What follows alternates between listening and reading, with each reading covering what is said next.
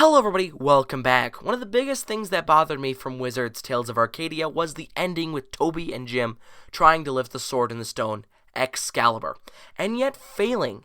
I mean, it just doesn't really make a lot of sense. After all, Jim is the Trollhunter, or at least he was, and he's not able to lift the sword? I mean, that just doesn't make a whole lot of sense. Who better to wield the Excalibur than the Trollhunter? All that considered, it makes me wonder who will wield Excalibur in the final entry of the series. And if not Jim, then who? That is the question for today. Let's get into it.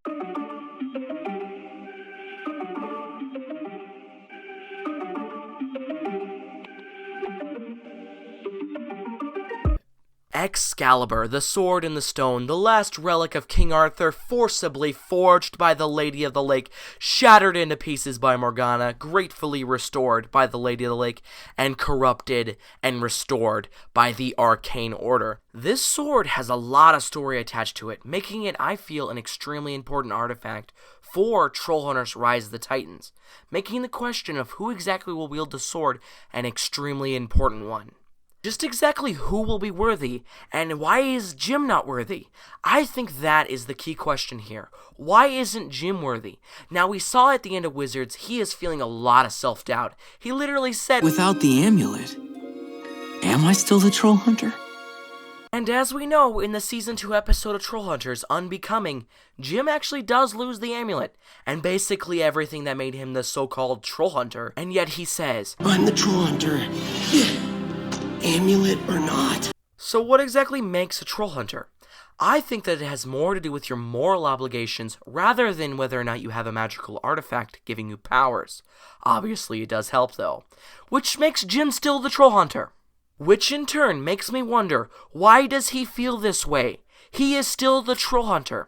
I think that this has something to do with what exactly he's gone through in the last few months. First thing that happened to Jim is he turned into a troll, which obviously is pretty hard on him. You can just see the anguish on his face. It's super difficult for him. If you just think about it, he can no longer go to school. He can't go outside. He can't eat normal food, which, as you know, is his passion. He loves cooking. And he can't even remove the armor, which really does take a toll on a person.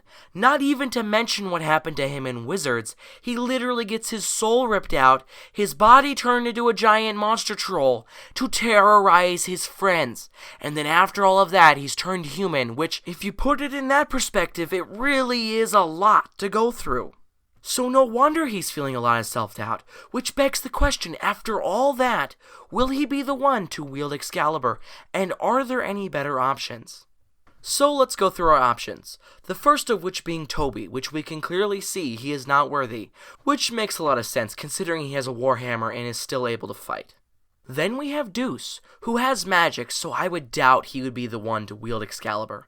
Claire has the same thing, she has magic. Archie has no opposable thumbs. How would he even, I mean that doesn't even make sense. Now, we know many people would like Steve to wield Excalibur, but in my opinion, to have the comic relief character wielding the most powerful weapon in the show would kind of undercut the story. Similarly to having Mater be the main character in Cars 2 made the whole thing just seem kind of silly.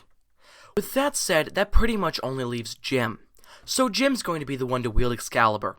So obviously he won't be able to do it at the beginning of the movie, as we saw at the end of Wizards. He's not capable of wielding it yet. So what exactly needs to happen in order for him to wield Excalibur? I think that this will be the main part of Jim's story arc in the movie, will be him overcoming his internal struggles in order to wield Excalibur, to take action, to take call, to save everyone from the Arcane Order's plans to destroy the world. He needs to be reminded that it does not matter whether or not he has any powers or magical artifacts. He is still the Trollhunter, the protector of Arcadia and all trolls alike, making him worthy of Excalibur. And with that said, thank you all for watching. Please like and subscribe with notifications on.